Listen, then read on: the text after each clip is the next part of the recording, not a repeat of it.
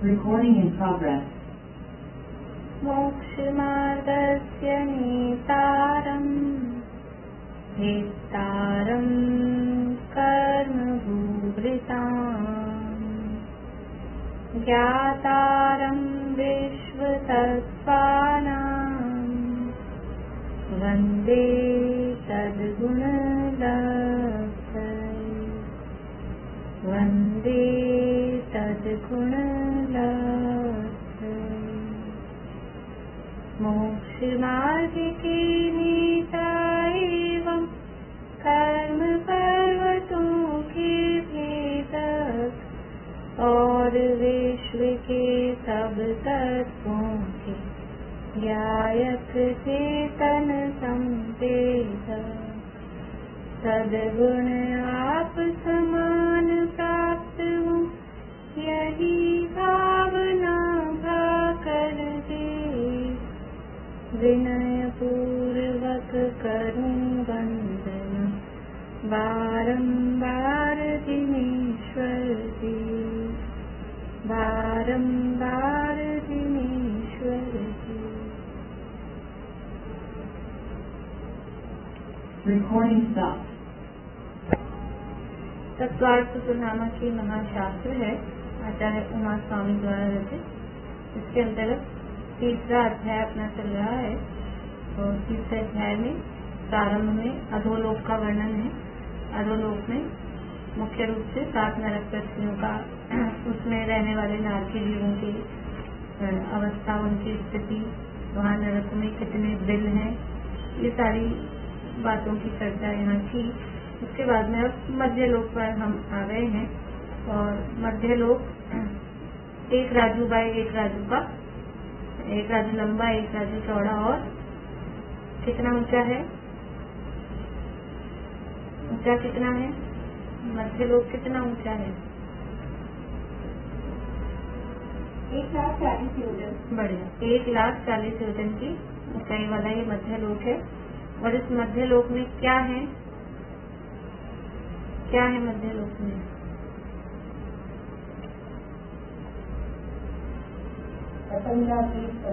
असंख्यात द्वीप समुद्र। कितने असंख्यात द्वीप समुद्र हैं मध्य लोक में? कितने असंख्यात द्वीप समुद्र हैं?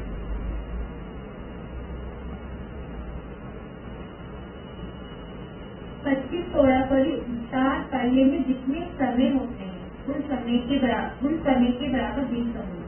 बढ़िया, 25 कोड़ा कोड़ी उद्धार पल्ले में जितने समय होते हैं उतने समयों के बराबर मध्य लोक में द्वीप और समुद्र है। उनमें जो सबसे पहला या सबसे बीच में क्या है, द्वीप है कि समुद्र है? द्वीप है कि समुद्र है? सबसे पहले द्वीप है, ठीक है, सही जवाब दे रहे आप लोग, द्वीप है। उस द्वीप का क्या नाम है? बोले लगते ऋषि, जम्बूद्वीप। जम्बूद्वीप। उसका आकार कैसा है? आकार 2.5 उद्धार सागर। 2.5 सागर आकार नहीं है तो संख्या बताइए। जम्बूद्वीप का आकार कैसा है? सूर्य के आकार का। सूर्य के आकार का नहीं, बोलिए, देखा है। जम्बूद्वीप का आकार थाली के आकार का है। हाँ, जम्बूद्वीप थाली के आकार का गोलाकार है, थाली के जैसा गोल है। देखो, गोल गेंद भी होती है, गोल चूड़ी भी होती है, गोल थाली भी होती है। तो कैसा है जम्बूद्वीप? गेंद जैसा नहीं है, ऐसा थाली जैसा है, ठीक है ना, थाली के आकार है, चूड़ी जैसा भी नहीं है। आगे वाले द्वीप आएंगे, समुद्र आएंगे, वो चूड़ी के आकार के हैं। तो ये जम्बूद्वीप है और इस जम्बूद्वीप के जस्ट बाद में समुद्र है, उसका नाम है लवण समुद्र। तो जम्बूद्वीप और लवण समुद्र को जो उसकी विभाजन की कहेंगे रेखा है, जो उनको विभक्त करती है, तो वहाँ पर जम्बूद्वीप की क्या बनी हुई है? एक क्या बनी हुई है? बोलिए सरिता जी। बाउंड्री वॉल बनी है जिसको जर्सी बोलते हैं। बहुत बढ़िया। और 8 योजन चौड़ी, मतलब 8 योजन चौड़ी है, 8 योजन लंबी है, 8 योजन ऊंची हाइट है। हाँ, और नीचे से 12 योजन 8 योजन और ऊपर से 4 योजन, ऐसे मैंने उसकी जैसी की चौड़ाई है मोटाई है। ठीक, बस बहुत बढ़िया। जम्बू द्वीप के चारों ओर उसकी बाउंड्री वॉल बनी हुई है, जिसको जम्बू द्वीप की जगती अथवा कोट, परकोटा, 2-3 नामों से उसको कहा जाता है, पर मेन नाम है जम्बू द्वीप की जगती। और वो जगती 8 योजन की हाइट वाली है और जमीन पे से उसका जो फैलाव है, जो चौड़ाई है, वो 12 योजन, फिर सकड़ी होती होती बीच में आके 8 योजन और ऊपर पहुंच के 4 योजन की उसकी चौड़ाई बचती है। और इस बाउंड्री वॉल में चारों दिशाओं में 4 बड़े बड़े क्या हैं, द्वार हैं, जिन्हें गोपुर द्वार या द्वार कहते हैं। और वो द्वार पूरे उसकी हाइट जितने 8 योजन ऊंचे और 4 योजन की चौड़ाई वाले वो उसके गोपुर द्वार हैं। इन द्वारों के ऊपर क्या है? इन द्वारों के ऊपर क्या है?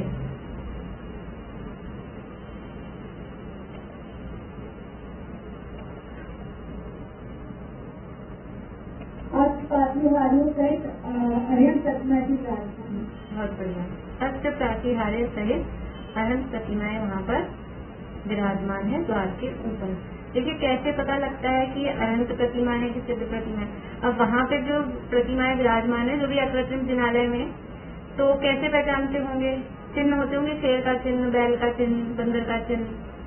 अकृत्रिम प्रतिमाओं में ऐसे कोई चिन्ह नहीं होते। तो अभी अपने वर्तमान 24 में ये चिन्ह है, पिछले 24 में दूसरे चिन्ह थे, अगले 24 में कुछ और चिन्ह होंगे। तो अकृत्रिम प्रतिमाओं में चिन्ह नहीं होती। तो फिर कैसे पता लगेगा कि अनंत प्रतिमा है कि सिद्ध प्रतिमा है? अनेक जगह सिद्ध प्रतिमाएं भी हैं। तो जिन वृक्षों पे आएगा, अभी अपन पढ़ेंगे आगे, तो कहीं कहीं जहाँ वृक्ष होंगे उनमें सिद्ध प्रतिमाएं होंगी, तो उसको बोलेंगे सिद्धार्थ वृक्ष। जिन वृक्षों पर अरहंत प्रतिमाएं होंगी उस वृक्षों को बोलेंगे चैत्य वृक्ष। तो कैसे पता लगता है प्रतिमाएं? तो एक सिद्ध भगवान की प्रतिमा कैसी होती है? वो खाली खाली, जैसे अपनी होती है मंदिरों में, बीच में से खाली, ऐसी नहीं होती है सिद्ध प्रतिमाएं। जैसे अनंत भगवान की प्रतिमा होती है अपनी, बिल्कुल वैसी की वैसी ही सिद्ध प्रतिमा होती है, पूरी ठोस। जो अकृत्रिम जिनालयों में सिद्ध प्रतिमाएं हैं, मतलब जिनालयों में तो अनंत प्रतिमाएं हैं, जगह जगह जो वृक्षों आदि पर हैं वहां पर सिद्ध प्रतिमाएं, तो वो ऐसी ही होती है जैसी ठोस अपनी, ऐसे खाली वाली चीज नहीं होती है। तो फिर डिफरेंस क्या होता है कि जिन प्रतिमाओं के साथ में अष्ट प्रातिहार्य आदि हैं, छत्र, चंवर, भामंडल, सिंहासन, ये सब अष्ट प्रातिहार्य समझते हैं। अशोक वृक्ष, सिंहासन, भामंडल, 3 छत्र, पुष्पवृष्टि, दुंदुभी, दिव्यध्वनि, ये सब अष्ट प्रातिहार्य कहलाते हैं। तो अष्ट प्रातिहार्य सहित जो प्रतिमाएं विराजमान होती हैं वो अनंत प्रतिमाएं कहलाती हैं, और जो सिद्ध प्रतिमाएं होती हैं उनके साथ में अष्ट प्रातिहार्य नहीं होती। ये अकृत्रिम प्रतिमाओं में डिफरेंस का ये साधन रहता है। तो वहाँ अष्ट प्रातिहार्य सहित अनंत प्रतिमा वहाँ पर विराजमान है। इसके अलावा भी जो वो वेदी ऊपर से, वो जो जगती है ना, जगती ऊपर से 4 योजन चौड़ी है, तो 4 योजन की वहाँ चौड़ाई तो क्या है, चौड़ी जगह है वहाँ पे। तो वहाँ पर भी और समझ लीजिए कुछ वेदी टाइप से बनी हुई है, बीच में पार्टीशन।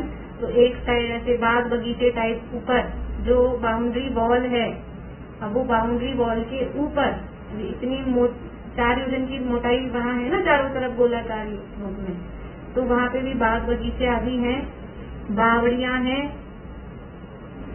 और देवों के रहने के भवन हैं, निरंतर देवों के वहाँ पर निवास स्थान है। मतलब ऐसा नहीं कि यूं ही है बस, ठीक है, वो बराबर अच्छा खासा पिकनिक देवों के लिए पिकनिक स्पॉट है, पिकनिक प्लेस है। वहाँ जाके वो अपना क्रीड़ा करते हैं देव लोग आके, अच्छी वो वहाँ है। जो 4 दरवाजे हैं उन 4 दरवाजों के नाम क्या हैं? 4 जो दरवाजे हैं उन 4 दरवाजों के नाम नहीं क्या है? वैजयंत, जयंत, अपराध। विजय, वैजयंत, जयंत और अपराध। किस क्रम से है ये? दिशाओं का क्रम बताना है, किस क्रम से है ये?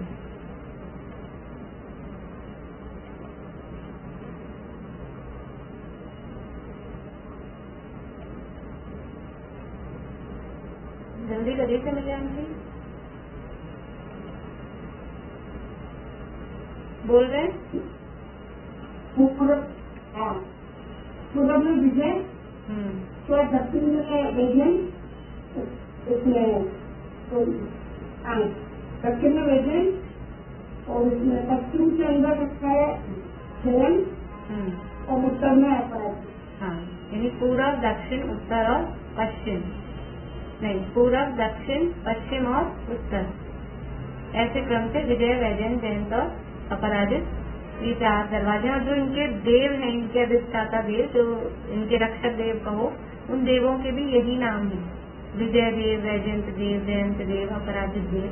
जो द्वार के नाम है वही देवों के नाम है, अथवा कहो देवों के नाम से द्वार का नाम रखा गया है, या फिर द्वार के नाम से देवों का नाम वही है। ये अंतर जाति के वो देव हैं, वो वहाँ रहते हैं।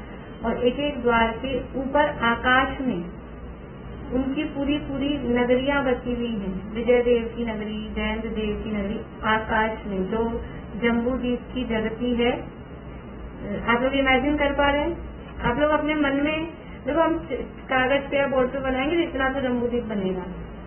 आप अपने मन में इमेजिन करिए 1 लाख योजन का इतना बड़ा जम्बू द्वीप, और उसके बाहर में फिर उससे दुगना लवण समुद्र लहरा रहा है। तो यहाँ पर उसकी एक बाउंड्री वॉल है, और वो बाउंड्री वॉल के ऊपर की जो मोटाई है, वहाँ मोटाई पे और वो दरवाजा है, वहाँ भगवान विराजमान है। सपना आना चाहिए रात को, बिल्कुल ऐसा वहाँ।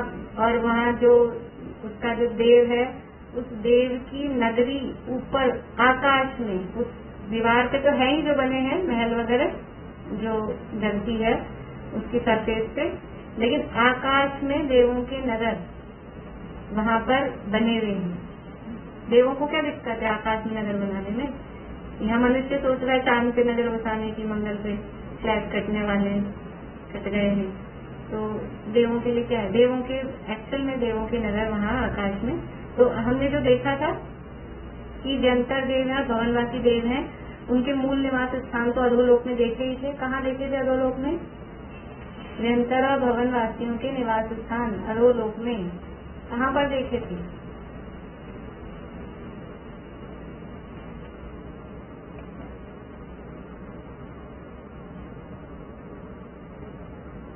बोलिए तारीख।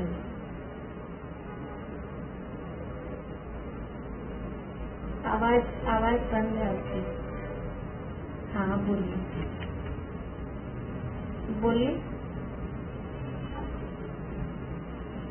चित्रा भूमि कह रहे हैं, आवाज आ नहीं रही अच्छे से। चलिए आप बोलिए उषा जी। नहीं पता ये कौन है? सैमसंग पे रजनी की।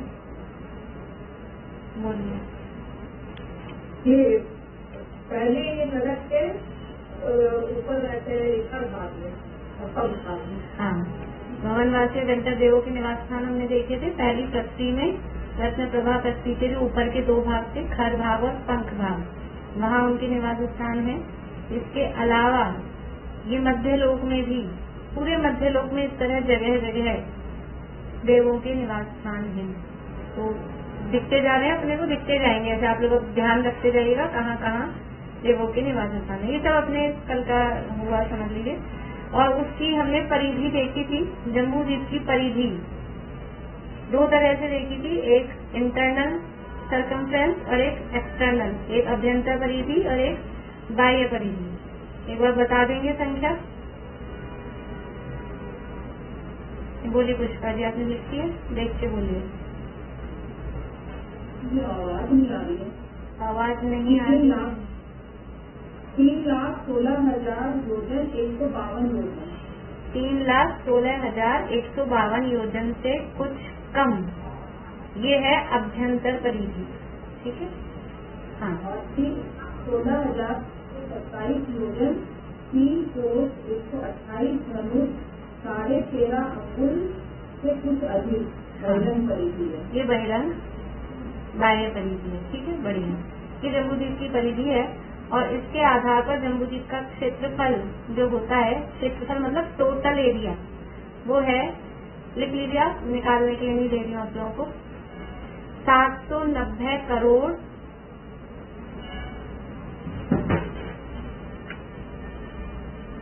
56,94,150। 790 करोड़ 56,94,94,000 और 150 150। क्या आगे योजन। ये जम्बू द्वीप का पूरा एरिया है। 790 करोड़ 56,94,000 और 150 योजन। ये है जम्बू द्वीप का क्षेत्रफल।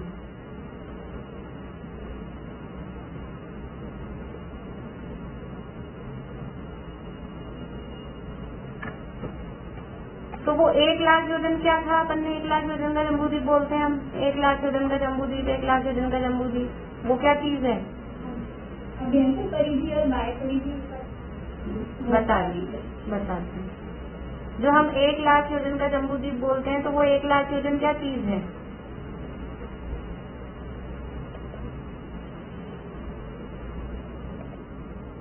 हल्का जी अनुमान। 1 लाख योजन का जम्बू द्वीप नहीं।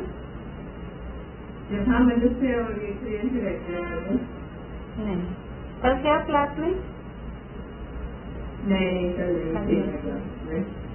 तो क्लास मिस हो जाती है, तो आप लोग सुन लीजिएगा रिकॉर्डिंग। बोलिए दीपिका जी, बोलिए।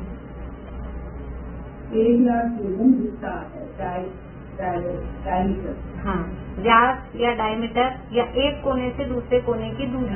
केवल एक सीधी लाइन खींचें, जम्बू द्वीप के एक कोने से सीधी लाइन दूसरे कोने पे खींचें, एक बाउंड्री से दूसरी बाउंड्री तक, तो वो 1 लाख योजन है। लेकिन ये जो क्षेत्रफल है, ये क्या है? पूरा उस सर्किल का, वो जो पूरी थाली है, उस थाली का पूरा एरिया देखेंगे तो वो आएगा 790 करोड़ 56,94,150 योजन। ये पूरा जम्बू द्वीप का एरिया है। समझ में आ रहा है कि 1 लाख योजन का जम्बू द्वीप बोलते हैं, ये केवल उसका डायमीटर, उसका व्यास है। और ऐसे ही अब बोलेंगे लवण समुद्र उसका दुगना है, तो दुगना है मतलब 2 लाख योजन का है, तो वो 2 लाख योजन भी उसका डायमीटर ही है, एक कोने से दूसरे कोने की दूरी लवण समुद्र की। एक्चुअल में लवण समुद्र कितना बड़ा है, तो इसका दुगना कर दें। लवण समुद्र जम्बू द्वीप का दुगना है, तो इसका दुगना कर दें। नहीं, लवण समुद्र का क्षेत्रफल इतना भी करेंगे जब चर्चा जब और करेंगे। जम्बू द्वीप जैसे 24 जम्बू द्वीप उस लवण समुद्र में आ जाते हैं। इतना बड़ा लवण समुद्र है, कहने को दुगना बोलते हैं। जम्बू द्वीप से दुगना लवण समुद्र से दुगना धात्विक खंड, लेकिन वो दुगना केवल डायमीटर की अपेक्षा से ही दुगना है। एक्चुअल में उनका एरिया बहुत बहुत बड़ा है। तो इससे अपने को समझ लो, वो जो अलौकिक गणित पढ़ी थी उसका भी कुछ ख्याल में आएगा कि वो कितने आगे आगे जाके वो जो हम अनवस्था कुंड बना रहे थे, तो कितना बड़ा बड़ा डायमीटर और कितना बड़ा बड़ा अनवस्था कुंड उसमें बन रहे हैं। ये जम्बू द्वीप की शक्ति की बात हो गई और उसके क्षेत्रफल की बात हो गई। अब हमको देखना है कि जम्बू द्वीप में अंदर क्या है। तो पहले बाहर का देख लिया अपन ने, इसके अलावा और मतलब डिटेल काफी है, लेकिन अभी हम तत्वार्थ सूत्र जितना अपने को है उतना ही। अदरवाइज आप लोगों को डिटेल देखनी है तो सत्यलोक था, चिलोयपन्नति, तो जो भी मैंने आपको देवों की नगरियां वगैरह बताई, तो उसमें पूरा विस्तार से उनका जो भवन है वो कितना लंबा चौड़ा ऊंचा है, फिर भवन का दरवाजा कितना लंबा चौड़ा ऊंचा है, फिर उसमें कैसे कैसे रत्नों की मणियों की मालाएं लगी हैं। एक एक गाथाओं में अच्छा खासा विस्तार से वर्णन उनमें दिया है। अपन उतना नहीं कर रहे, आप लोगों को थोड़ा वर्बली बता दिए है बातें। आगे चलते हैं। जम्बू द्वीप में 7 क्षेत्र और 6 पर्वत हैं, वो सूत्र से ही अपन पढ़ लेते हैं। बोलिए भाई साहब। नहीं होगा की तो मतलब जो एक साइज की मोटाई होगी, तो डायमीटर अगर कुछ इंक्लूड करें तो 5 लाख। डायमीटर मतलब एक साइड का डायमीटर 2 लाख। पूरा डायमीटर तो बीच में जम्बू द्वीप क्या 1 लाख चाहिए और 5 लाख हो जाए एक साइड का डायमीटर। देखिए यहाँ थोड़ा अपने को पढ़ना भी बाकी है, थोड़ी रीडिंग भी करते हैं, फिर साथ में सूत्र पढ़ते हैं अपन। आप लोग आ जाइए पेज नंबर 150 तत्वार्थ मणि सदीप में।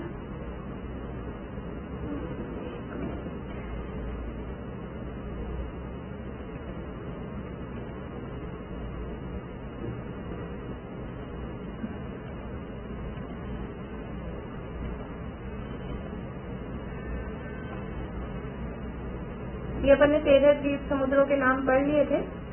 इसके आगे से थोड़ा अपने को पढ़ना बाकी है। रीडिंग करेंगे, बाकी कुछ समझने वाली बात उसमें मेरे ख्याल से खास है नहीं। देख लीजिए। 8वें नंदीश्वर द्वीप में 52 अकृत्रिम शौचालय हैं जिनकी वंदना करने अस्तानिका पर्व में देव जाते हैं। अब कल से अस्तानिका प्रारंभ भी हो रही है, तो यहाँ सहजी रूप से अस्तानिका की बात आ रही है। ये 8वां जो द्वीप है आप लोग निकाल सकते हैं। मेरे पहले तो किए हुए हैं नंदीश्वर की जयमाला वगैरह पे भी वर्णन, और अभी भी इसमें अपना आएगा नंबर पे, सब करेंगे। तो नंदीश्वर में ये जो 52 शौचालय हैं अस्तानिका में देव जाते हैं। इसके अतिरिक्त 11वें कुंडलवर द्वीप में तथा 13वें ऋषभवर द्वीप में भी 4 अकृत्रिम शौचालय हैं। इन सभी की पूजन हम सब 13 दीप विधान अथवा इंद्रध्वज विधान में करते हैं। चौथे से 7वें, 9वें, 10वें और 12वें द्वीपों में अकृत्रिम शौचालय नहीं है। 5वें समुद्र क्षीर सागर का जल निर्जंतुक एवं दूध के समान सफेद और निर्मल होता है।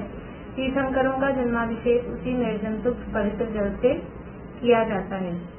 अंतिम स्वयंभू रमण समुद्र में 1000 योजन के विस्तार वाला महामत्स्य होता है, जिसके कान में संतुल के आकार का एक मत्स्य होता है, जो उनके कान का मैल खाकर जिंदा रहता है। 1000 योजन मतलब 1000 योजन लंबी मछली होती है। 1000 योजन को किलोमीटर में करेंगे तो कितना आएगा? कौन सा योजन लेंगे यहाँ पे?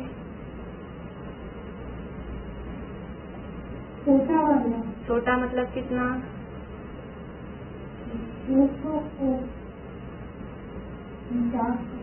4 कोस का 1 योजन, ठीक है ना? 4 कोस का 1 योजन और 1000 योजन है। अब 1 कोस भी हमको समझ में नहीं आता है, तो 1 कोस में किलोमीटर कितने होते हैं? 1 कोस में 3 किलोमीटर से कुछ ज्यादा होते हैं, तो अपन 3 किलोमीटर मान लो।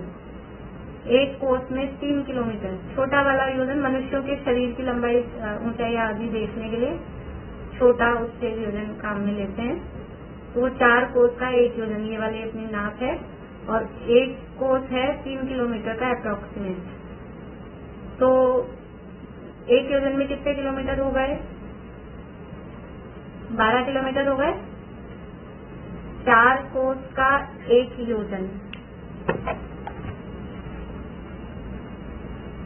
4 कोस का 1 योजन है, ठीक है।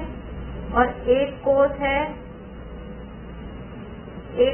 3 किलोमीटर का, ठीक है। तो 4 कोस कितने किलोमीटर के हो जाएंगे? 4 कोस 12 किलोमीटर के हो जाएंगे। तो 1 योजन कितने किलोमीटर का हो गया? 12 किलोमीटर का हो गया। समझ में आई? सिंपल सी गणित है भाई। 1 योजन है 4 कोस का और 1 कोस है 3 किलोमीटर का, तो 4 कोस के किलोमीटर बना लो। तो 4 की 12 किलोमीटर हो गए। 4 कोस में 12 किलोमीटर, यानी 1 योजन में 12 किलोमीटर। अब वो महामत्स्य है वो 1000 योजन लंबा है, मतलब कितने किलोमीटर लंबा हो गया? उसको 12 से गुणा कर दो। 12000 किलोमीटर लंबी मछली कहाँ पर है? स्वयंभू रमण समुद्र में। 12000 किलोमीटर। अपनी पूरी दुनिया कितनी बड़ी है पता नहीं, 12000 किलोमीटर जितनी तो मछली है वहाँ पर, ठीक है। तो ये वहाँ पर एक महामत्स्य है। उक्त तंडुल मत्स्य का उदाहरण शास्त्रों में परिणामों की मलिनता के लिए दिया जाता है। वैसे ये एक पेज आप लोग पढ़ सकते हैं, क्योंकि कुछ खास बात नहीं है। अपन आगे बढ़ जाए, पढ़ लेंगे आप लोग। अभी अपने से कोई रेलेवेंट नहीं है ये, आप लोग पढ़ लेना, छोड़ना नहीं, पढ़ लेना। अपन आगे बढ़ते हैं। सूत्र नंबर 10, जम्बू द्वीप और जम्बू द्वीप के बाहर के द्वीप समुद्रों की चर्चा ये हुई है। अपन फिर से करेंगे। अभी हमने बाहर की चर्चा भी खास नहीं की है, हमने थोड़ा सा ही देख के अभी हम सीधे जम्बू द्वीप की चर्चा पे आए हैं। फिर जम्बू द्वीप और ढाई द्वीप की चर्चा करने के बाद में फिर अपन बाहर के द्वीप समुद्रों की चर्चा और करेंगे फिर बाद में लास्ट में। तो अभी यहाँ पर जम्बू द्वीप के भीतर क्या है, इस प्रश्न के उत्तर में आगामी सूत्रों का यहाँ पर जन्म हुआ है। सूत्र नंबर 10, 11, 12 और 13, ये 4 सूत्र दिए हैं एक साथ।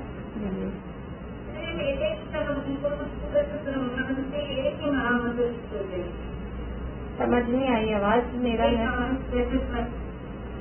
अगर समुद्र में एक ही महामत्स्य रहते हैं? नहीं, ऐसे बहुत सारे हैं, बहुत सारे हैं।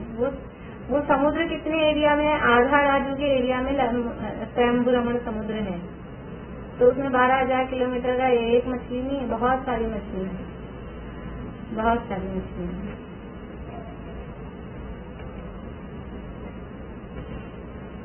देखिए सूत्र बोलती हूँ मैं, पीछे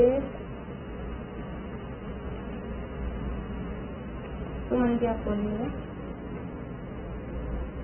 भरत हेमवत हरि विदेह रम्यक हैरण्यवतैरावत वर्षः क्षेत्राणि। भरत हेमवत हरि विदेह रम्यक हैरण्यवत ऐरावत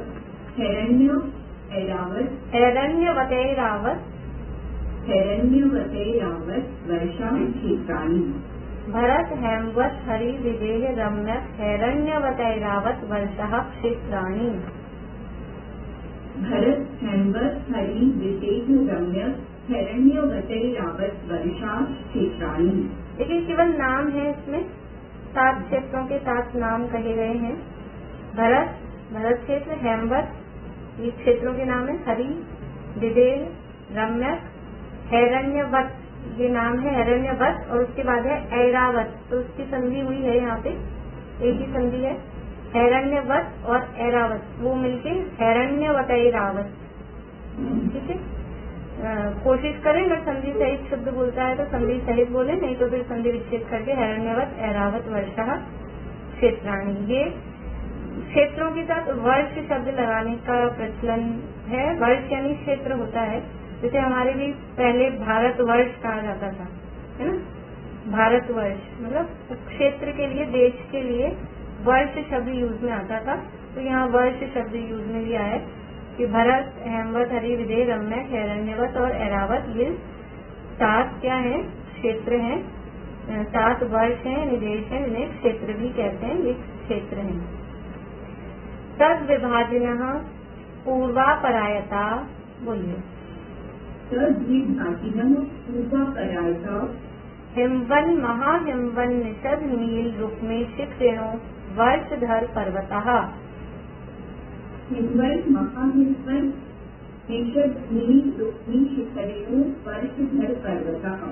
तद विभाजन पूर्वापरायता हिमवन महाहिमवन निषद नील रुक्मे शिखरेणो वर्षधर पर्वतः।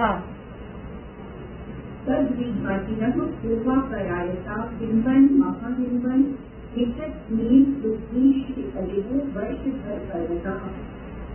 तद विभाजन है यानी उनको विभाजित करने वाले, उनको यानी किनको, क्षेत्रों की चर्चा पिछले सूत्र में थी, तो उन क्षेत्रों का डिवाइडेशन कौन कर रहा है कि ये यहाँ तक भरत होगा, फिर हेमवत होगा, फिर हरि होगा। तो इन क्षेत्रों को डिवाइड करने वाले, उनको विभाजन करने वाले पूर्व अपरायता, पूर्वापरायता, पूर्व से अपर, अपर मतलब पश्चिम, अपर का मतलब होता है उसका अपोजिट, तो पूर्व कहा है तो अपर यानी पश्चिम, पूर्व पश्चिम आयता यानी फैले हुए, पूर्व पश्चिम फैले हुए, इस तरह से पूर्व परायता। हिमवन महाहिमवन ये नाम है, पहला नाम है हिमवन, दूसरा महाहिमवन, फिर निषद, हिमवन का नय है अलग, फिर महाहिमवन का नय और फिर निषद, 2 नय दिख रहे हैं निषद में, एक महाहिमवन वाला नय है और एक निषद। हिमवन महाहिमवन निषद नील 4 हो गए, रुक्मी 5वां और शिखरेण ये 6ठा। ये है वर्षधर, वर्षधर भी पर्वत को बोलते हैं वर्षधर, और वर्षधर पर्वत जैसे वर्षा क्षेत्राणी कहा था, वो वर्ष है वो क्षेत्र है, ऐसे ही 2 बार से कहा है।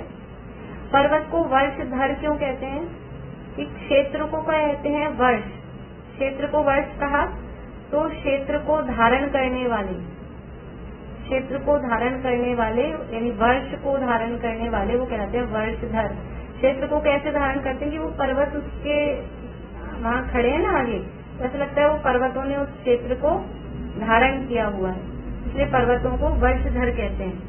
एक अपने भी कहीं वर्षधर नाम आता है पर्वतों का,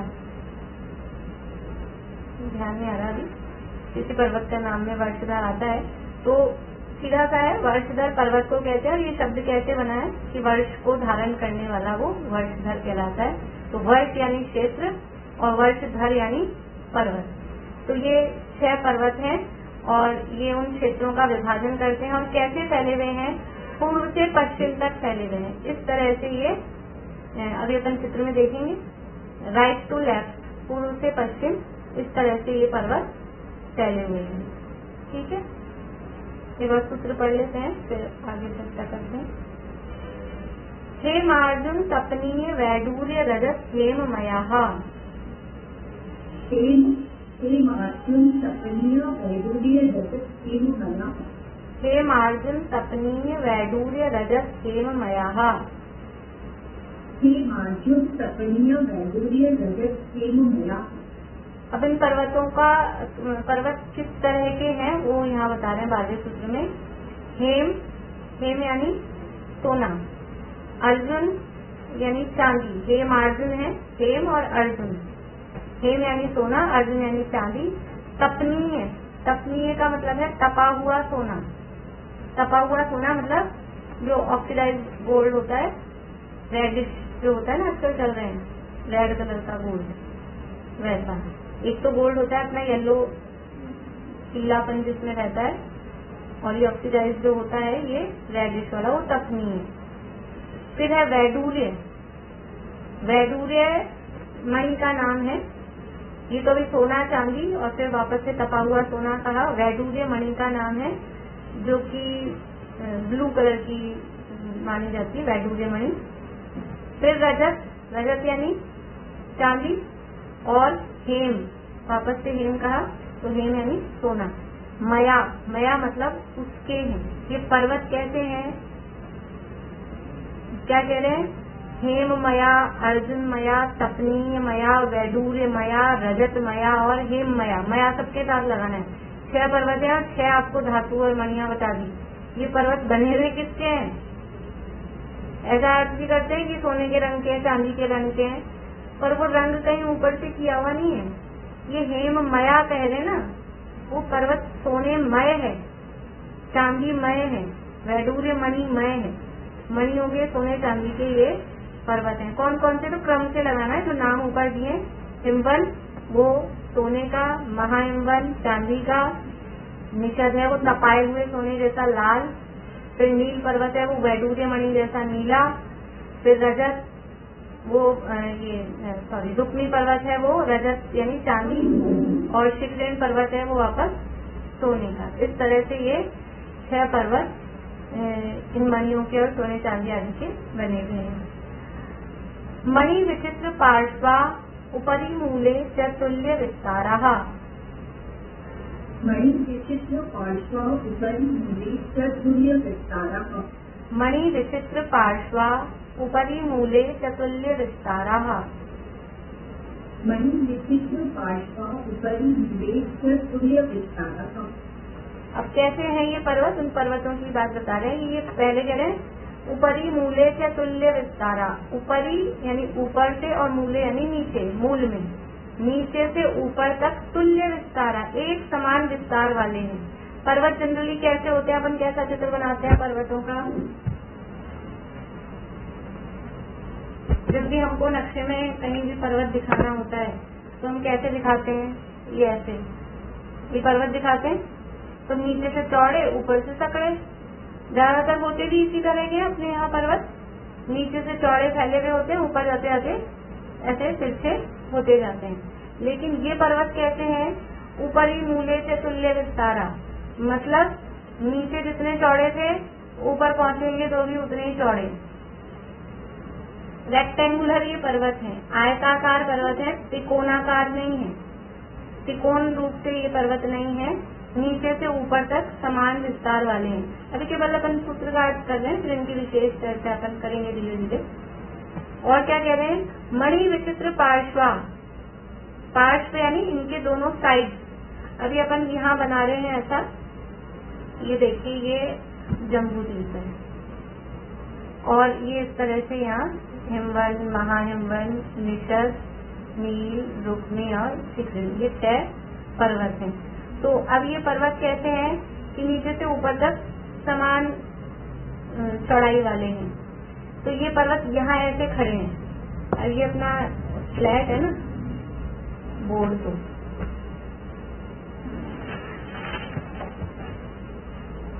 समझ लीजिए ये ऐसे खड़ा है यहाँ पे पर्वत, ये नीचे से ऊपर तक चौड़ा एक तरह है, ये पर्वत यहाँ खड़ा है।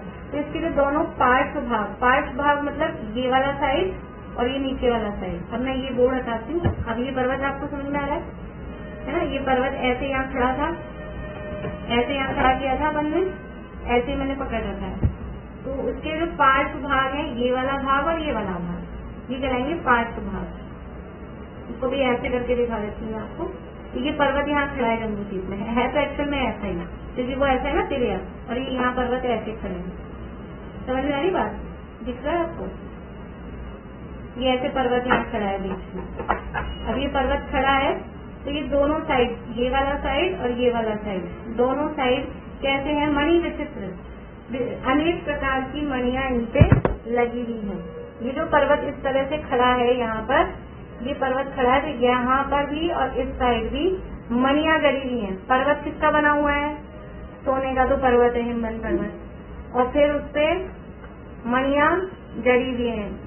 पार्श्व, दोनों की जो पार्श्व भाग हैं, दोनों जो साइड हैं, वो विचित्र यानी अनेक प्रकार की मणियां उसमें लगी हुई हैं। मणि विचित्र पार्श्वा ऊपरी मूलेश तुल्य विस्तारा, यानी इनके जो पार्ट यानी साइड के जो भाग हैं वो अनेक प्रकार की मणियों से जड़े हुए हैं, और ऊपर, बीच में और नीचे सब जगह एक से विस्तार वाले ये पर्वत हैं। ठीक है, अब ये सूत्र भी आप याद करेंगे तो अच्छी बात है, करना चाहिए। मैं बहुत ज्यादा मतलब जबरदस्ती तो नहीं कहती हूँ, लेकिन फिर भी आप लोग करेंगे तो भी हो जाएंगे। साथ में अपन पाठ भी करते हैं तो थोड़ी आसानी हो जाती है याद करने में। अभी कर लेंगे तो हो जाएगा। और नाम है, नाम तो याद करना ही है। सूत्रों में भी क्या है, नाम ही आ रहे हैं केवल। भरत है, अम्बा, हरि, विदय, रम्य, हिरण्यवत, ऐरावत, वर्षा, क्षेत्राणी। तो सूत्र याद करिए, और ये नाम तो याद करने ही करने हैं जैसे भी। तो ये 7 क्षेत्र हैं। अब ये जम्बूद्वीप है, और ये जम्बूद्वीप में ये 6 पर्वत हैं, और 6 पर्वतों के माध्यम से जो जम्बूद्वीप है 7 क्षेत्रों में डिवाइड हो गया है। तो जो नाम दिए हैं वो सब दक्षिण से लेकर उत्तर तक की तरफ से दिए हैं। जैसे पर्वतों के भी नाम दिए हैं, तो पहला जो पर्वत दिया है हिमवन, वो कहाँ पर होगा? दक्षिण साइड। अपन नीचे ऊपर बोलते हैं, लेकिन एक्चुअल में ये क्या है? दक्षिण। क्योंकि जो रचना है वो तो इस तरह से, रचना तो ऐसे है, मध्य लोग तो ऐसे है ना तिरिया, तो ऊपर नीचे क्या है? ऊपर नीचे कुछ नहीं है, उत्तर दक्षिण ही है। हमको लगता है ऐरावत क्षेत्र तो ऊपर है, हम नीचे हैं, ऐसे ऊपर नीचे कुछ नहीं है। भारत का नक्शा देखते हैं तो कश्मीर ऊपर है और केरल नीचे है। ऊपर नीचे है क्या? कि वो केरल दक्षिण में है, कश्मीर उत्तर में है। तो सारी धरती ऐसे ही ना, धरती ऊपर नीचे नहीं है, पर वो नक्शे में अपने को ऐसा समझ में आता है। तो नीचे यानी दक्षिण से स्टार्ट करेंगे। भरत, हेमवत, हरि, विदेह, रम्य, हिरण्यवत और ऐरावत, ये 7 क्षेत्र हैं। और हिमवन, महाहिमवन, निषद, नील, रुक्मी और शिखरिन, ये 6 पर्वत हैं जिन्हें षट कुलाचल भी कहते हैं। पूर्व राइट साइड में, पूर्व राइट साइड, नक्शे में हमेशा राइट साइड में पूरब, लेफ्ट साइड में पश्चिम। राइट में पूरब, लेफ्ट में पश्चिम, नीचे की तरफ दक्षिण और ऊपर की तरफ उत्तर। नक्शे में हमेशा इसी तरह से दिशाएं दिखाई जाती हैं। ठीक है, पूरब, पश्चिम, दक्षिण, उत्तर। अब ये पर्वत कितने बड़े और कितने विस्तार वाले हैं, तो वो थोड़ा सा अपन देखते हैं। जो हिमवन पर्वत है, हिमवन पर्वत की ऊंचाई देखो, इसमें सरल इतना है कि आपको एक याद कर लेंगे तो आगे तक मतलब उसमें याद करने की जरूरत नहीं है। जो ये रचना है, जैसे हमने देखा था असंख्यात द्वीप समुद्रों में, जो हमने सूत्र देखा था, विष्कंभा पूर्व पूर्व परिक्षेपणों वजह रहते हैं कि पहले वाला द्वीप उससे दूसरा समुद्र वो दुगने विस्तार वाला, फिर समुद्र से आगे वाला द्वीप वो दुगने विस्तार वाला। तो यहाँ जम्बू द्वीप में भी क्या है कि एक क्षेत्र की या एक पर्वत की जो लंबाई चौड़ाई है, ऊंचाई, अगला वाला उससे दुगना है, दुगना दुगना विस्तार है। तो हमको भी याद करने में और उसमें ज्यादा दिक्कत नहीं, यानी विदेही क्षेत्र तक जाएंगे तो वहां तक दुगना दुगना विस्तार होगा, उसके बाद वापस आधा आधा होगा। देखते हैं अपन कैसे है। तो पहले हम पर्वतों की देख लेते हैं, कुलाचलों की। हिमवन जो पर्वत है, हिमवन पर्वत 100 योजन ऊंचा, लिख लीजिए हिमवन पर्वत की ऊंचाई 100 योजन। और इन अकृत्रिम रचनाओं में ज्यादातर मतलब 90%, 95% जितनी हाइट होती है उसका 1/4 उसकी नींव होती है। और अगर ज्यादा हाइट है तो फिर 1000 योजन से ज्यादा नींव नहीं हो सकती कि 1 लाख का 1/4 कर दो आप, तो 75,000 योजन की नींव नहीं हो सकती है। 1000 योजन से मैक्सिमम तो नहीं जाएगी, लेकिन अगर कम है, जैसे 100 योजन का पर्वत है तो उसका 1/4 उसकी नींव होगी, तो 25 योजन की उसकी नींव है। हिमवन पर्वत की ऊंचाई 100 योजन, नींव 25 योजन। ठीक है, ऊंचाई समझ में आ रही है। ये अपन ने पर्वत बनाया था, ये पर्वत ऐसा ऐसा ये खड़ा है पर्वत, तो ये पर्वत है। तो ये जो इसकी हाइट है यहाँ से लेके यहाँ तक, ये हाइट कितनी है 100 योजन। और अंदर चित्रा पृथ्वी में इसकी नींव कितनी है 25 योजन। अब ये यहाँ पे भी पतला सा दिख रहा है रिमोट, ये जमीन पे कितना फैला है, जमीन पे भी तो कुछ चौड़ाई होगी ना इसकी, तो जमीन पे ये कितना फैला है तो वो अभी अपन यहाँ कैलकुलेट करके दिया है, तो अभी अपन वो लिख लेते हैं, फिर हम कैलकुलेट करेंगे भी कैसे आया है। ठीक है ना, आज शायद नहीं भी हो पाए, नेक्स्ट क्लास में फिर हम करेंगे। मतलब कुछ कठिन काम नहीं है, लेकिन हमको आ जाएगा समझ में। तो जो इसकी चौड़ाई है वो है 1052 सहित 12/19 योजन। कैसे लिखते हैं, लिखना आता है आप लोगों को ये चीज?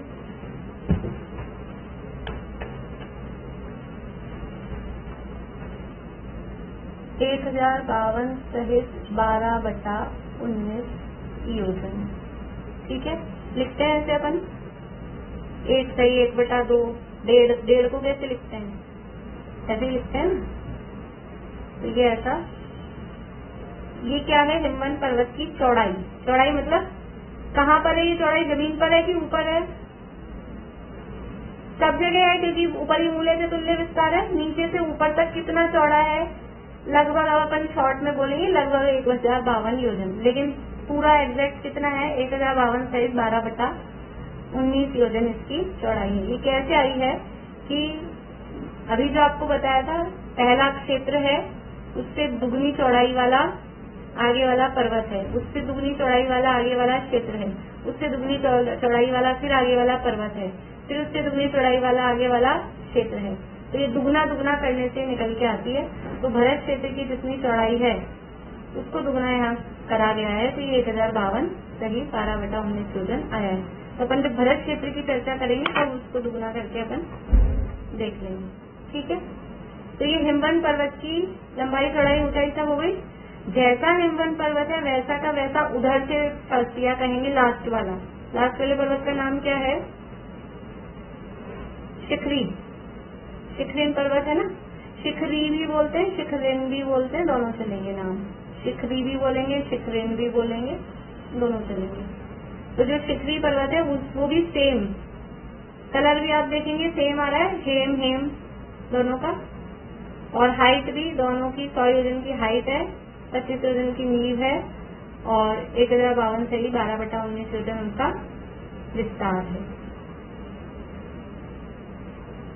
अब इसके आगे वाला जो पर्वत है, कौन सा पर्वत है इसके आगे, अभी याद कर लीजिए नाम, जिनको याद नहीं है ना अभी कर सकते हैं। हिमवन, फिर दूसरा है महाहिमवन। वो महाहिमवन पर्वत की जो ऊंचाई की बात कर रहे हैं अब, केवल विस्तार नहीं, उसकी ऊंचाई इससे दुगनी कितनी होगी? ये 100 योजन का है तो वो 200 योजन, ठीक है, 200 योजन की ऊंचाई उसकी है।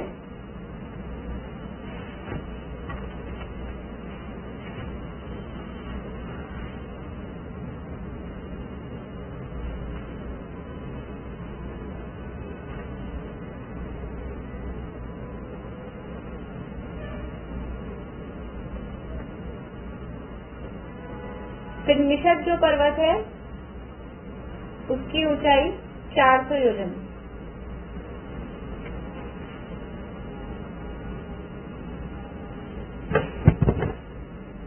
आप लोग ऐसा चार्ट बना सकते हैं, 6 पर्वतों के 6 नाम लिख लें और फिर एक कॉलम में ऊंचाई मतलब कलर, फिर ऊंचाई, फिर अभी कूटों की संख्या बताऊंगी मैं आपको, इन पर्वतों पर कितने कितने कूट हैं। देखो 3 पर्वतों की अपन देख लेंगे तो आगे के 3 सेम आएंगे। हिमवन 100 योजन ऊंचा, महाहिमवन 200 योजन ऊंचा और निषद 400 योजन ऊंचा, ठीक है। फिर वापस आगे बढ़ेंगे, नील तो वापस 400 योजन ऊंचा, रुक्मी 200 योजन ऊंचा और शिखरी 100 योजन ऊंचा है, यानी 3 तक डबल करते जाएंगे। उसके बाद चौथा जो आएगा वो सेम है, फिर आधा आधा वापस से करेंगे। तो इस तरह से ये पर्वतों की ऊंचाई है। अब इन पर्वतों पर कूट बनी हुई है, तो हिमवन पर्वत पर 11 कूट है।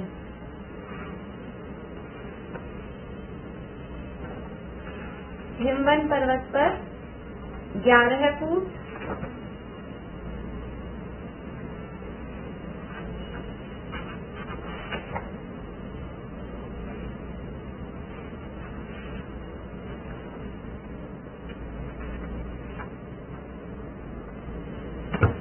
महाहिमवन पर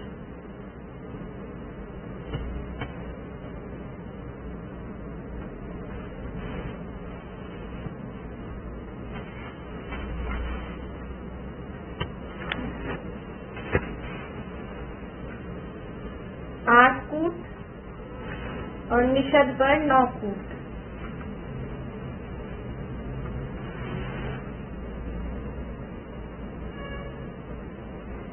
हिमवन पर्वत कूट समझते?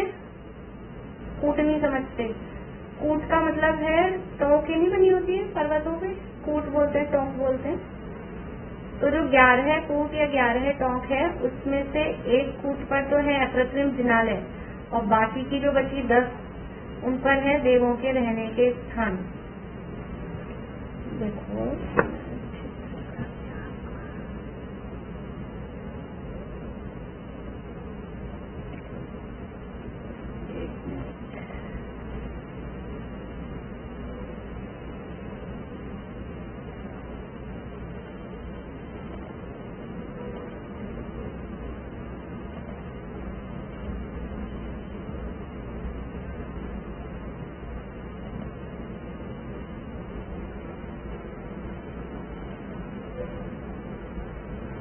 ये देखिए, ये आपको जम्बूद्वीप दिखाई दे रहा है, ये जम्बूद्वीप है गोलाकार और ये 6 कुलाचल यहाँ दिखाए गए हैं और ये रेशों में बनाए गए हैं। जितना हिमवन पर्वत है यानी भरत क्षेत्र है उससे दुगने विस्तार वाला हिमवन पर्वत है। हिमवन पर्वत की जितनी हाइट है, अभी अपन हाइट के कंपैरिजन कर लेते हैं। हिमवन पर्वत की जितनी हाइट है 100 योजन, तो उससे आगे वाला जो महाहिमवन है वो 200 योजन का ऊंचा और फिर उसके बाद ये निषद पर्वत 400 योजन का ऊंचा, फिर नील पर्वत वापस 400 योजन ऊंचा, रुक्मी पर्वत 200 योजन ऊंचा और शिखरी पर्वत 100 योजन ऊंचा। इस तरह से ये पर्वत दिखाए गए हैं और नीचे से ऊपर तक एकदम ऐसे आयताकार दिख रहे हैं, कुछ तिरछे नहीं है। और ये जो दिख रही हैं ये कूटें, ये इस तरह से। तो हिमवन पर्वत पर है 11 कूट, फिर महाहिमवन पर 8 कूट हैं। आप देख सकते हैं यहाँ पर ये 5 इधर दिखाई है हिमवन पर्वत में और 6 यहाँ पर है इस तरफ, 6 और 5 11। यहाँ पर 4 और 4 8 कूट हैं। और निषद पर्वत पे 9 है, तो 4 इधर दिखाई गई है, 5 इधर दिखाई गई है। तो जो पूर्व दिशा वाली पहली कूट है, पूर्व दिशा वाली पहली कूट, जैसे आप अभी 1 मिनट बोर्ड पे देखिए,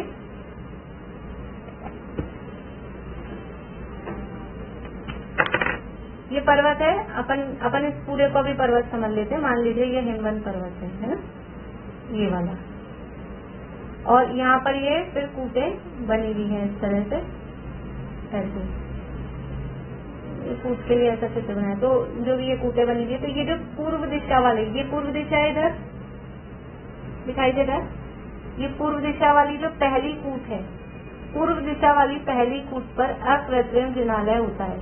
जहाँ भी अकृत्रिम, अब ये आप ध्यान रखते जाना है।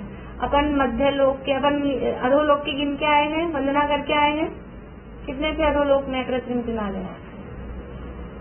अधोलोक में कितने अकृत्रिम जिनालय थे? 6 क्या है, मतलब अभी भी कितने जिनालयों की वंदना करी?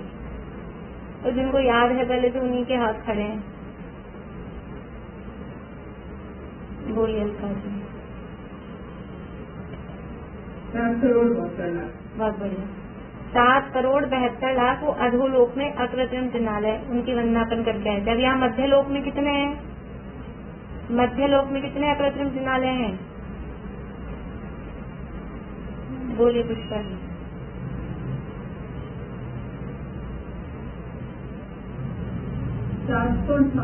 458। तो वो 458 के साथ साथ में अपने को देखते जाने। तो कल जो प्रतिमाएं देखी थी दरवाजे पे, वो काउंट में आएंगी क्या? नहीं, वो तो सिंगल प्रतिमाएं हैं, उनको काउंट नहीं करेंगी। ऐसी बहुत सारी हैं, अनकाउंटिंग वाली भी लिखते, एक पेज ऐसा बना लीजिए कि बिना काउंटिंग वाले प्रतिमाएं या जिनाले कहाँ कहाँ हैं। तो ऐसा जम्बू द्वीप के, जगती के दरवाजों पर ऐसा करके हिंट, अभी तो अपन पढ़ रहे ना, साथ साथ में निकालते जाएंगे कहाँ कहाँ अपने देखने में आएंगे। ये जो हिमवंत पर्वत पर, महाहिमवंत पर्वत पर जो कूट है, पूर्व दिशा की तरफ पहली कूट है, उसमें अकृत्रिम जिनालय है, काउंटिंग वाला, जिसको हम 458 में काउंट करते हैं। ठीक है, तो ये 6 कुलाचलों पर 6 अकृत्रिम जिनालय। हर कुलाचल पर पूर्व दिशा वाला जो पहला कूट है उसका नाम है सिद्धायतन कूट, और उस सिद्धायतन कूट पर अकृत्रिम जिनालय होता है।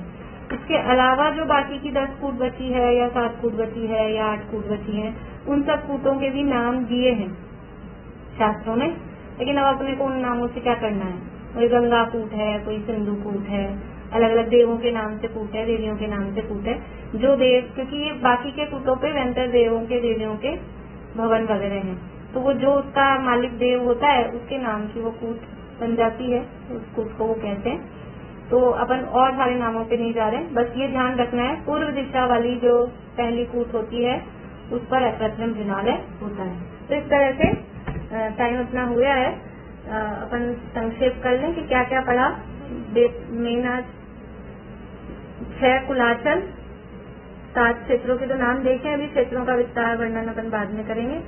6 कुलाचल हैं, उनमें से उनकी ऊंचाई, और पहला जो पर्वत है उसकी जितनी ऊंचाई है आगे वाले की उससे दुगनी, उससे आगे वाले की उससे दुगनी, और फिर उसके बाद वापस उतनी ही, फिर आधी और फिर आधी, ऐसे करके 100 योजन, 200 योजन और 400 योजन की हाइट, फिर 400 योजन, 200 योजन और 100 योजन की हाइट। और जितनी नींव पहले की बताई थी, दूसरे की नींव उससे डबल, तीसरे की नींव और उससे डबल, यानी 25 योजन की पहले की, 50 योजन की दूसरे की, 100 योजन की तीसरे की नींव, फिर वापस 100 योजन, 50 योजन और 25 योजन, ये नींव हो गई।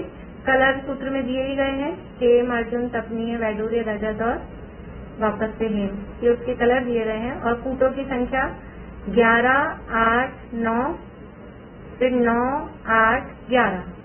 ठीक है, ये इजी है, 3 याद कर लेंगे तो आगे के 3 सेम है।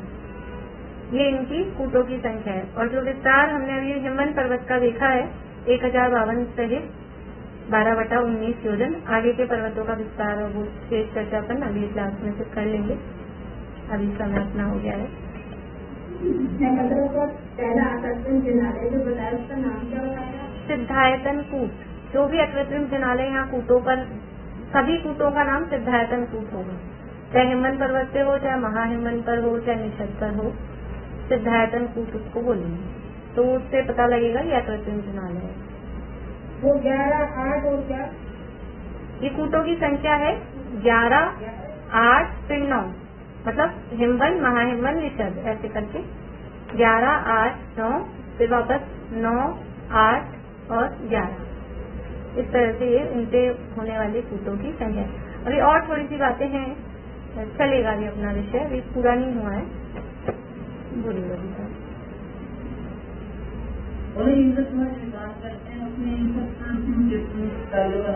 हाँ, इंद्रध्वज जो विधान है उसमें 13 द्वीप विधान, अभी यहाँ पे शब्द भी आया था। ये जो पेज अपन ने छोड़ा है ना, इसी में आगे आएगा, या इसमें आया था ये, हाँ इसी में अपन ने ये जो पढ़ा था अपन ने, इन सभी के पूजन हम 13 द्वीप विधान अथवा इंद्रध्वज विधान में करते हैं। तो इंद्रध्वज विधान में 13 द्वीप विधान, ये सब जो अकृत्रिम जिनालय मध्य लोक में है उन पर वो ध्वजा चढ़ाते हैं, वो विधान होता है। इस तरह से और भी विधानों में कहीं कहीं आती हैं, शांति विधान वगैरह में भी अर्घ्य चढ़ाए जाते हैं। बोलिए सुनिए। उनका क्या नाम बताइए? वही तो है, विजय वैजयंत जयंत अपराध, गोकुल द्वार, हाँ गोपुर, गो गाय वाला गो और पुर, गोपुर द्वार। वो गोपुर द्वार का मतलब है जो थोड़ा अच्छा डेकोरेटेड है, जिससे घंटियां, झालरें और ये सब लगी हुई है, मालाएं हैं मणियों से, उसको गोपुर द्वार। अपने भी बनाते हैं ना, प्रधानमंत्री आने वाले, मुख्यमंत्री आने वाले, तो दरवाजे बना देते हैं शहर में जगह जगह ऐसे, वो उसी के प्रतीक है, मतलब उनके सम्मान के लिए कि हमने जगह जगह दरवाजे। महाराज आते हैं तो ऐसा बना देते हैं अपने झंडे लगा लगा के, वो उनके सम्मान के प्रतीक होते हैं। तो वो जो डेकोरेटेड है जो द्वार, उसको गोपुर द्वार बोलते हैं। तोरण द्वार भी बोलते हैं, तोरण द्वार सजा हुआ इस तरह से, सुना होगा अपने भजनों वगैरह में। बोलिए भाई साहब।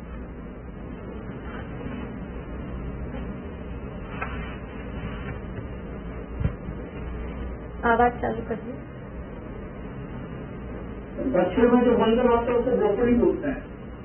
हाँ हिंदुओं जो मंदिर है गोपुर, हाँ, और उसी की अपनी 2.5 फीट के इधर गेट पर बनी हुई है सिंह द्वार, गोपुर द्वार। हाँ हाँ गोपुर। अभ्यंतर परिधि और अच्छा, हाँ वो रह गई है। अभ्यंतर परिधि है 3,16,227 योजन, 3 कोस। ये बाह्य परिधि है। अभ्यंतर बोला क्या अभी मैंने? ये बाह्य परिधि है, नहीं ये बाह्य परिधि है। 3,16,227 योजन, 3 कोस, 128 धनुष, 128, 128 धनुष और साधिक 13.5 अंगुल, 13.5 अंगुल से कुछ अधिक, साधिक 13.5 अंगुल या 13.5 लिख लें, कुछ भी लिख लें, अंगुल है। और अभ्यंतर परिधि है 3,16,000, करती हूँ रिपीट, पहले अभ्यंतर लिख लीजिए। 3,16,152 योजन से कुछ कम, 3,16,152 योजन से कुछ कम, ये अभ्यंतर परिधि है।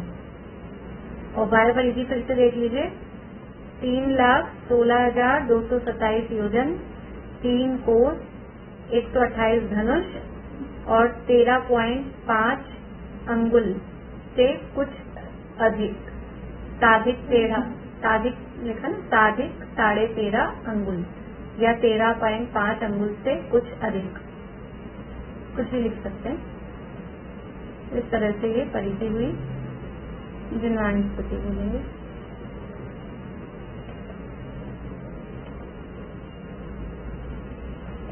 बोलिए रजनी जी, क्या हुआ? धनुष कितना होता है? 3 कोस से धनुष 128, 128, 128। रेणु जी बोलिए। 28 धनुष ना? हाँ 128 धनुष। हाँ, मैंने हैंडल किया था। नहीं, जिनवाणी स्तुति बोलने के लिए कह रही हूँ आपको। हाँ हाँ ठीक है।